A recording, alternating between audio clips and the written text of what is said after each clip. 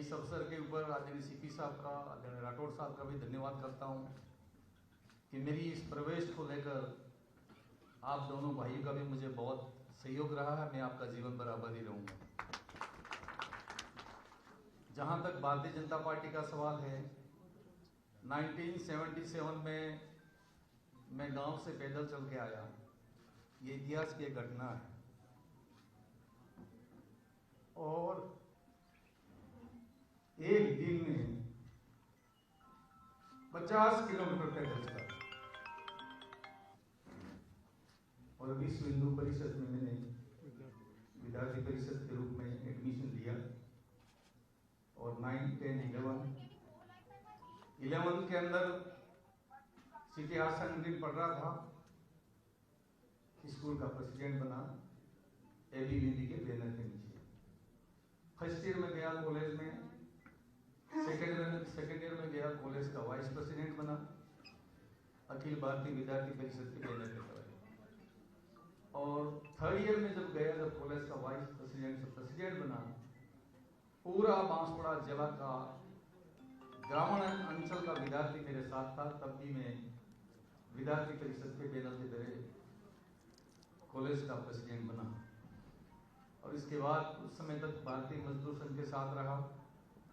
कुछ समय के बाद में मैं गांव का सरपंच बना और सरपंच एक दिन नहीं रहा और प्रधान बन गया। और एक प्रधान मुझे निर्दल के रूप में बनना पड़ा। कांग्रेस पार्टी ने मुझे टिकट नहीं दिया।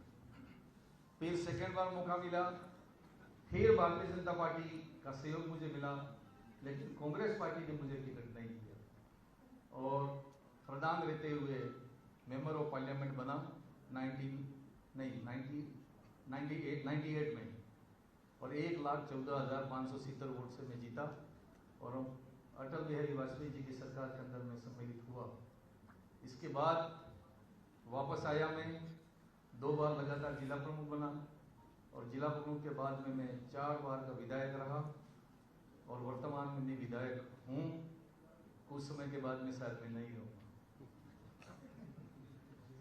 जहाँ तक भारतीय जनता पार्टी और मोदी साहब का सवाल है, अमित शाह साहब का सवाल है, डबल इंजन की सरकार, देखते ही देखते देश और दुनिया में हिंदुस्तान की जो ताकत बढ़ी है, हिंदुस्तान को लोग जिस नजरिए से देखने लगे हैं कि क्या हिंदुस्तान था और क्या हिंदुस्तान आज बन गया, ये कोई काम कर सकता है तो भारतीय जनता पार्टी की नीतियां और आगे मोदी साहब।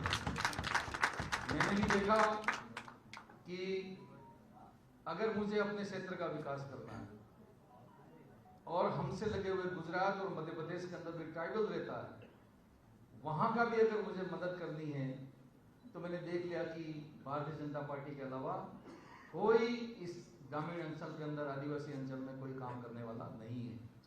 जैसे आदरणीय सीपी साहब ने भी सरकार की योजनाओं के बारे में एक लंबी चौड़ी बात यहाँ पर रखी है।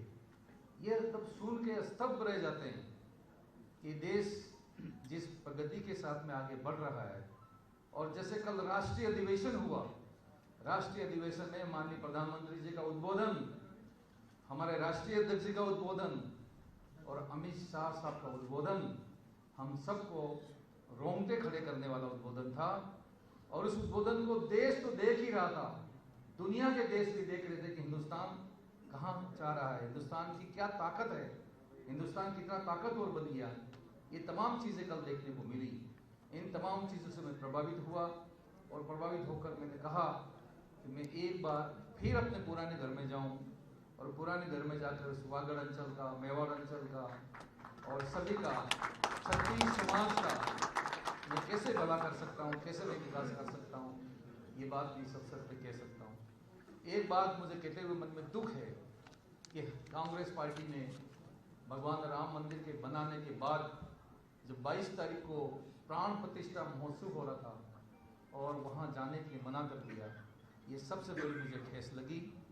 और मैं सनातन धर्म को मानने वाला हूँ, मंदिर को मानने वाला आदमी हूँ, देवी देवताओं को पूजा करने वाला आदमी हूँ।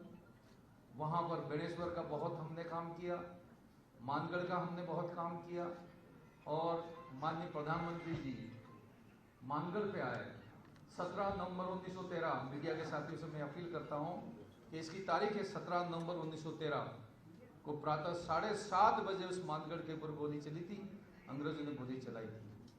प्रथम प्रधानमंत्री नरेंद्र भाई मोदी थे, वो उन 1,500 शहीद हो गए थे, उनको नमन करने के लिए मानगढ़ आए और मानगढ़ पधारने से वहाँ का साधु संत, गोविंद गुरु के अनुयायी और आदिवासी समाज बहुत गदगद हो गया कि हमारे पूर्वजों ने इस देश की आजादी के लिए अपने प्राणों को निछावर किया।